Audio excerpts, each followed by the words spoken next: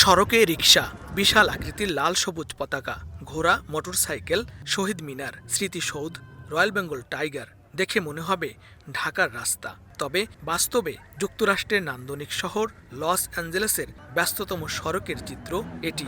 দেশীয় বাহারি পোশাক আর সাজ, বাংলা দেশত্ববোধক ও নানা গানের সুরে মুখর পুরো এলাকা।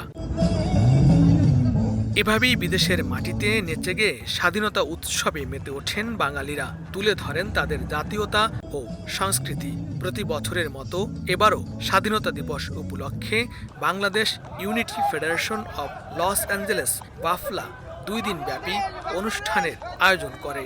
এতে প্রধান আকর্ষণ ছিল তাদের ঐতিহ্যবাহী 18তম বাংলাদেশ ডে প্যারেড।